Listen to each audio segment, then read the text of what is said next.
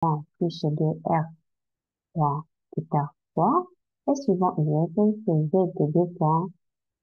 Et voilà pour le vecteur de déplacement élémentaire. Donc, on a DOM qui va de R sur R. C'est R d'eta suivant U theta plus DZ U Z.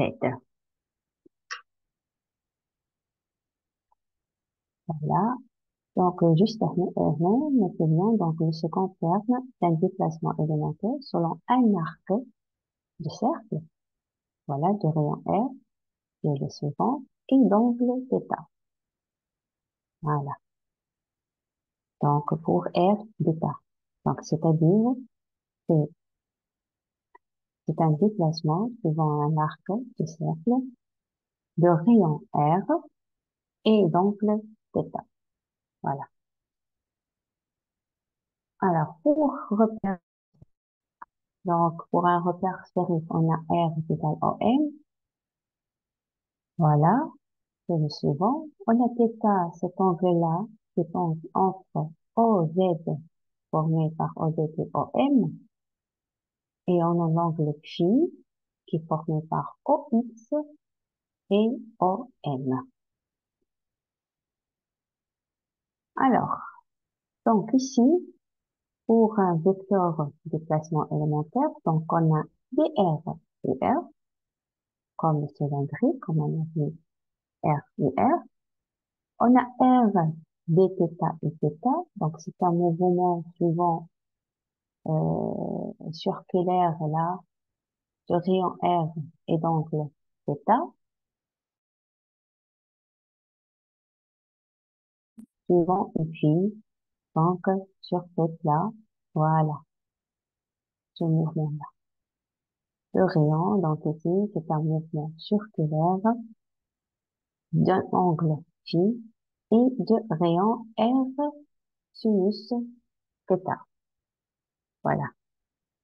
Alors, bien sûr, si on dérive notre vecteur de position par rapport au temps, donc on obtient le vecteur vitesse de suivant.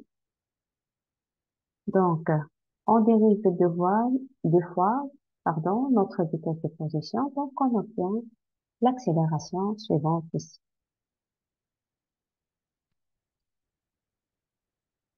Alors, un autre repère, c'est un repère particulier, c'est un repère de Freinet.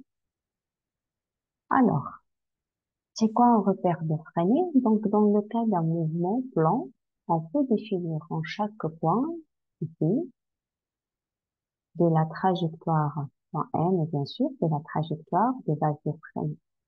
Pour cela, on définit en tout point n un vecteur u t et l'autre u n. Alors, pour ut, c'est tangente à la trajectoire et orientée dans le sens de celle-ci.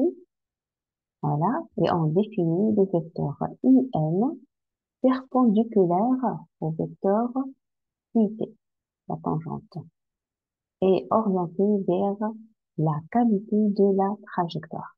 Voilà. Cavité de trajectoire. Pour compléter le trièdre, on définit un vecteur B, tel que le trièdre, donc, nommé U, T, U, N, et le vecteur B est un trièdre direct. C'est-à-dire B est égal le produit vectoriel entre le vecteur UT et UN. Donc, on appelle le trièdre UT-UNB et un repère de Serré-Freinet. Alors, dans le cas d'un mouvement curviligne, il est parfois utile d'utiliser l'abscisse curviligne pour repérer la position d'un point matériel. Pour cela, on fixe un point A de la trajectoire. L'abscisse curviligne ST est alors définie comme étant la distance curviligne du point fixe A au point M, qui occupe le point donc à l'instant T, le suivant. Donc, on a AM, l'arc AM est égal à arc AM est égal à FT. Pour mieux comprendre, donc ici, voilà notre figure A suivant ce trajectoire-là. Voilà. À l'instant, T', par exemple, est égal à T plus DT. Alors, le point matériel occupant la position M', T'.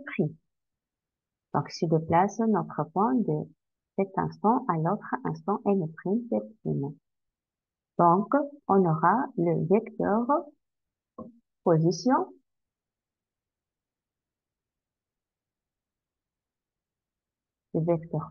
le suivant.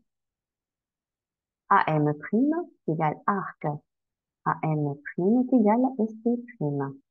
Alors, c'est pour T' égale à T plus TT. Le déplacement élémentaire s'écrit alors MM', si notre arc MM' égale l'arc MM' est égal à ST' moins ST. Donc, c'est égal à DS. Alors, c'est le déplacement ici suivant le cercle F. Donc, DS est un arc de cercle du centre P, de rayon RC, appelé rayon de courbure. Les vecteurs U de T et U N peuvent alors être obtenus de façon analytique de la façon suivante. C'est-à-dire, donc on a pour le vecteur UT est égal à DOM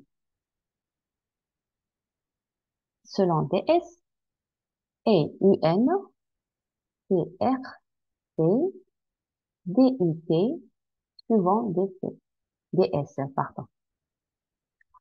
Donc, c'est comme si on a un vecteur position et on a dérivé ici vecteur vitesse. Donc, on dérive notre vecteur de position suivante. Et alors là, c'est suivant DS. Et ici, c'est comme si on a le vecteur accélération. Donc, c'est pas exactement, hein, juste la même chose, la forme accélération. Donc, rien suivant DS. On dérive suivant DS et non VT. Donc, la vitesse, le vecteur vitesse, voilà ici, quoi est égal, c'est égal à df dt, voilà. Et gamma est égal au dérivé de ce vecteur vitesse suivant ut, dv dt, et on a suivant un est égal à rt, v au carré, pardon, sur rc. Voilà. Donc, j'ai mis déjà ici un titre pour comprendre mieux ce type de déplacement. Bon, je sais pas si ça marche ou bien c'est comme l'autre. Ça va. Alors, et ben voilà. Donc, voilà, ici, c'est la simulation trace une trajectoire. Donc, d'un point M, le long d'une courbe paramétrique pleine. Donc, à chaque instant, la base freinée et le cercle oscillateur sont représentés. Voilà le cercle suivant lequel se déplace notre point et la base de freine. Voilà, avec les deux vecteurs en bleu. Donc, le centre C du cercle est le centre de courbure et son rayon est le rayon de courbure, comme on a déjà dit. Donc, lorsque M parcourut la courbe, donc C, ici, le cercle décrit une courbe qu'on appelle développée. Bon.